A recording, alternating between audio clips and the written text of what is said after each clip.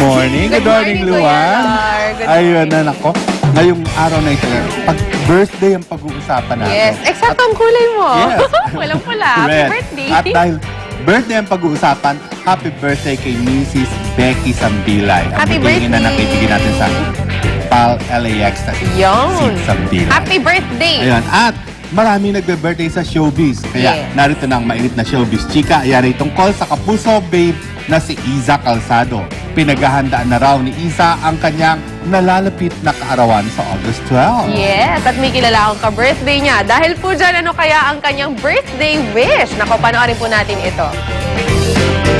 Amala na raw ngayon si Iza Calzado sa paghahanda para sa nalalapit niyang kaarawan sa susunod na linggo. Pero ayon sa aktres, magiging simple lang daw ang kanyang birthday celebration. I'm still fixing it, but it's probably gonna be a private event, and it's not a party. And I just want to be happy, and have peace of mind, heart, and soul.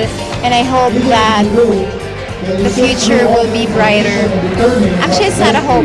I know that the future will be brighter for me.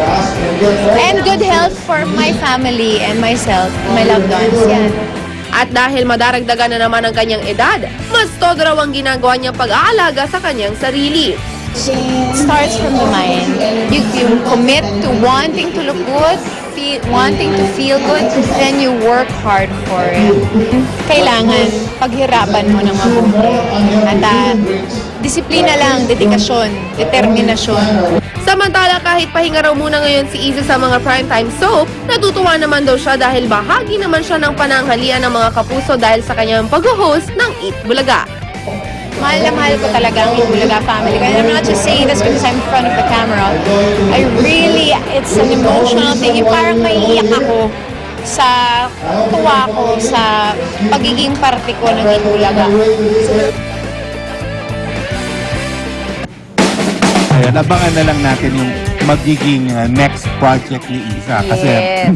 may inihandang isang malaking soap opera for Para her. sa kanya. Ayan, Yes. parang malaking birthday gift lang yan sa'yo, Oo. Mama. Alam mo, ang dami-dami nilang may birthday, no? Oo, tama. July, Ng August? Yes. Di Pwede ba? mga Leo. Oo, maraming Leo, no? Yes. Si Marian. Marian. Si Kuya Dong, Si katatapos Ding Dong, lang. ayan, katatapos lang. Carlo. Ayan, si Barbie Fortesa. Ayan, sino si pa? Derek Monasterio. Oo. Leo. Si Ang dami. Mother Lily.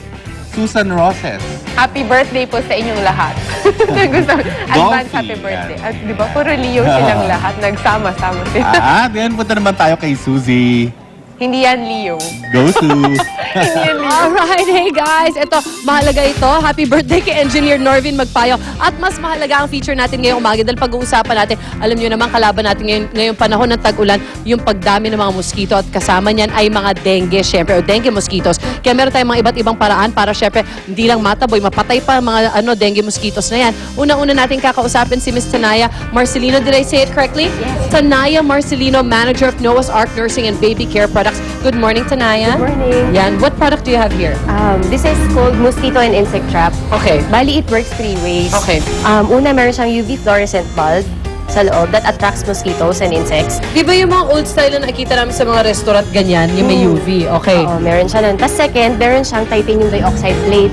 Yung titanium dioxide plate, it converts our air to carbon dioxide na mas Okay. attractant sa mga mosquitoes and insects.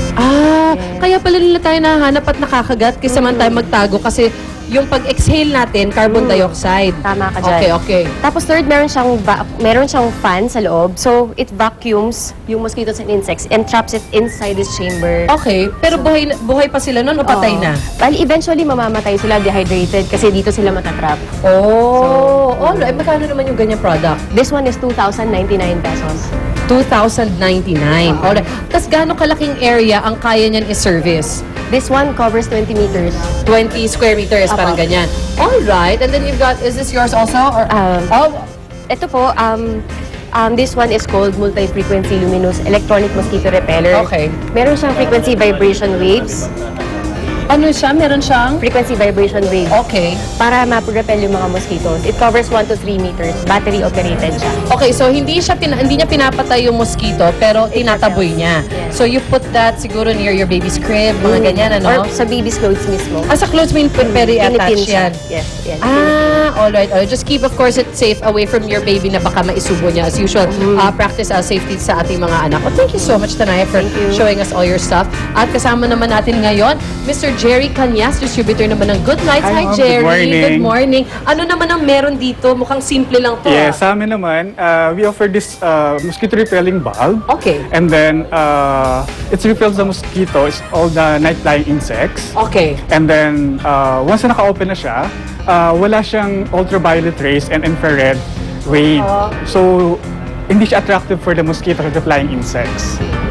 Kasi So, ang tinataboy nakaka-attract niya. sa mosquito yung ultraviolet. Yes. Kaya yung product kanina Tanaya, gusto yun kasi may I-attract. ultraviolet. Yes. Tapos eventually, itatrap niya.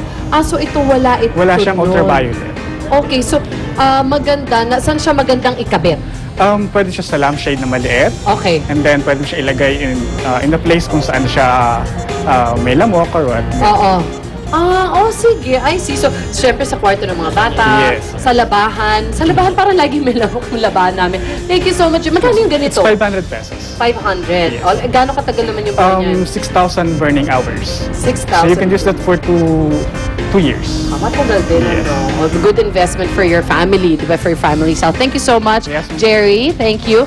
At ito naman, huli naman natin makakasama ngayon si Miss Carissa Cruz Evangelista, VP Marketing of course, I asked you earlier and then I forgot naman. Aeonics? Aeonics Marketing Corporation. Good morning, Carissa. Good morning, Susie. Hi. Tell us what you've got for us. Well, we have Buzz Away mosquito patches. These are the patches. You put them on your body. They're infused with microcapsulated citronella oil. Okay, so And they're- ito ay parang sticker. Sticker siya nilalagay sa clothes. Ayan. Okay. Malakas yung amoy niya, ha? It's good for up to 12 hours. Okay, so ito, pwede ilagay sa clothes lang, ano? Clothes Of course, lang. sa clothes lang. So it's safe, non-toxic, and Oo. natural. And natural. Ano ba meron sa citronella? Bakit ayaw siya? Nakakaamoy ba ang lamok? Oo, ayaw niya May naman sense of i-emote. smell Oo. siya. Okay. So, pag nilagay niyo yung patch na yan, hindi na kayo lalapitan. Actually, usually, nilalagay ko to sa may bandang palda kasi parang yung legs yung type nilang kagatin, ano? Yung mga mosquito. oo. And then, bukod dito, what else do you have? We also have bracelets that are available, that will be available, that we're launching. We have pellets that are made out of natural Ay, pwede materials. namin ilagay. Oo, sure. So, ito ay papasok lang siya. So, reusable tong bracelet na ito, ang papalitan mo na lang Yung yung kanyang pellet, pellets. So, first of all, the Buzz Away, magkano yung ganyan? This is 150 pesos for 5. For 5 pieces. And they're available nationwide in select outlets. Okay. Tapos ito naman, magkano naman ito? Ito, it's going to still be launched. Pag pinasok ang pellet, it's good for 15 days. Kaya sulit na sulit ang tagal. siya. Oo, sulit. Pag naamoy mo, sulit na sulit din siya. Kasi ang kapal din ng pellet na Oo, eh. oo. So, every 15 days mo lang ito papalitan. So, Oo. you just need 2 of these in a month. Oo, then you Okay. can put it on your wrist, on your ankle, on your bag, sa stroller ng bata. Pwede Oo, rin. so safe for kids to. Oh, nice one. Thank you so much, Carissa, for sharing this with us. Kung saan namin ito mahanap, eventually mahanap din namin itong bracelet na ito. Oo, it's different retailers nationwide. And Okay. we're also available. If you need more information, you can call 0917-858-8905.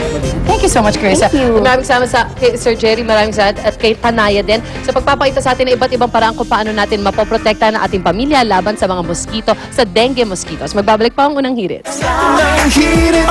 Maraming salamat sa aming sponsors, Ultra Mega Supermarket. Ang Silver Swan ay saludo sa manlalarong Pinoy at sa kainan, maging half Pinoy man o purong Pinoy. Alok lagi ang kaibang sarap. Sa unang tikim, sama-sama sa kasiyahan, panlasang Pinoy, panalo sa sarap. At sa mga di inaasahan, sama-sama pa rin sa chibugan. Silver Swan Soy Sauce, kalidad na panalo sa taste mo. Silver Swan Soy Sauce, ang original champion sa panlasang Pinoy at half Pinoy. Ngayon, all out na ako sa bawat laban. Sa unang hirit, serbisyong totoo ang unang hirit. Ang saya-saya sa unang hirit. Welcome back sa Ilangan World Food Expo 160 calories na ang aking Bilang na bilang. bilang na bilang. Okay, 10 pounds ang aking na medyo nadagdagan sa aking ano. And 1 minute namin i-explain kung paano ginagawa ang masarap na pagkain na to. If you look closely, Arn, Mon, parang pareho yan. Pero yung proseso ng paggawa nito, iba. Katulad nito, ito nakikita natin parang lechon kawali, di ba? Alright. Hindi ito dinip-fry. Hindi. Oo. Meron silang ginamit na klaseng oven, which is called the combi oven, na Combi hindi oven? gumagamit ng oil, gumamit na sila ng sariling oil ng mismong pork. Ayun. Okay, so that's one. O, isa naman, ito naman. Okay. Isang produkto na binibenta nila ay ang tinatawag na corn flour. Yes. Yung corn flour, Pandesal ba to? plantisel yan. Para siyang pinapatok. Hot. Ito yung gluten-free. Ito yung usually ginagamit pala ng mga most chichirias. Kumbaga, mas cheap sila at hindi sa umaalsa kagad. Okay? So I'm sure yung mga may bakery dyan, alam nyo, Perfect na nabibigyan kayo ng perfect. pansin eh. Marami pong mga Yes. equipment dito na makikita nyo at matitikman nyo at malalaman nyo rin kung paano ginagawa. Correct. Dito sa World Food Expo. Naku, amazing na naman yung mga sinabi mo, Mario. Ito yung sinabi niya, bukod dun sa mga food products na ayan, may mga equipment din na pwede, actually perfect to sa mga business-minded nga natin mga kapuso. So pwede sila pumunta dito para magkaroon ng idea kung anong magandang i-put up na business, lalo na tayong mga Pinoy, mahilig kumain. Free food! At yung display nila, kita mo naman, croissant. So lahat talaga, everything about food. You name it, they got it here. Alright, maraming salamat kay Chef Ian Aguilar, Chari Zarcal, at of course, sa lahat na nag-participate dito ngayong umaga. Kay Joel Pascual din, maraming salamat. Magbabalik po ang unang hirit! Sarap naman. Wala Gusto kumain, kain na. Unang hirit would like to thank Ensha by Lasidia. Sa unang hirit, unang hirit, unang hirit. Robot na nagpapakita ng emosyon o Imo Robot. Robot na nakapaglalaro ng Rubik's Cube. At robot na nakakaakyat ng hagdan. Ilan lamang ang mga amazing robotic innovations na yan mula sa mga students ng AMA University. Bida sa week-long exhibit ang robotics, video editing, cartoon animation, webpage design, at costume play. Ayon sa mga pediatricians, ang mga balat ng bata ay hindi pa fully developed at mas madaling matuyo at mairita. Kaya naman para sa celebrity mom na si Judy Ann Santos, mapili siya pagdating sa skincare ng kanyang mga anak. Di raw basta-basta ang nilalagay niya sa balat ni Johan at Lucho. Dagdag pa ng award-winning actress. Bata pa lang siya ay gumagamit na siya ng mga produkto mula sa Johnson & Johnson. Kaya naman perfect siya bilang endorser ng brand. Sasabak na naman ang Philippine Dragon Boat Federation o PDBF sa 10th World Championship ng International Dragon Boat Federation sa Florida, USA. Sponsored by Cobra Energy Drink, ang two-time world champions ay binubuo ng paddlers mula sa Philippine Army, Navy, Air Force at Coast Guard.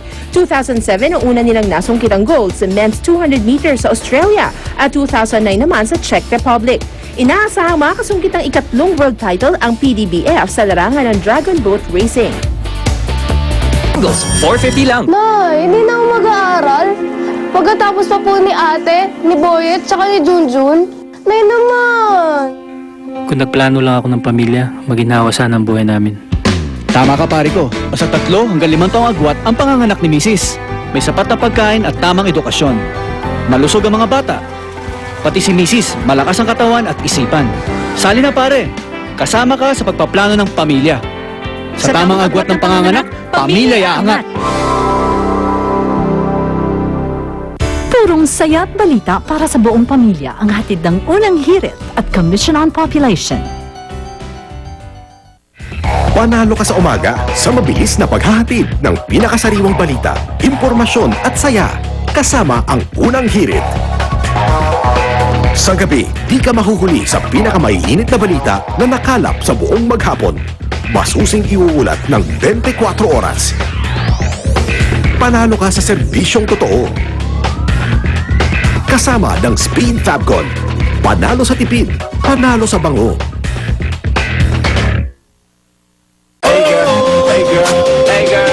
Lego. Habol! Happy birthday, Mami Nieves Nardo! Happy birthday! Happy birthday sa nanay ko. Bukas, babating ko ulit. Thank you sa pagtambay. Kita tayo dito. Bukas, kare-kare. Oo, tama. Sa Unang hirit!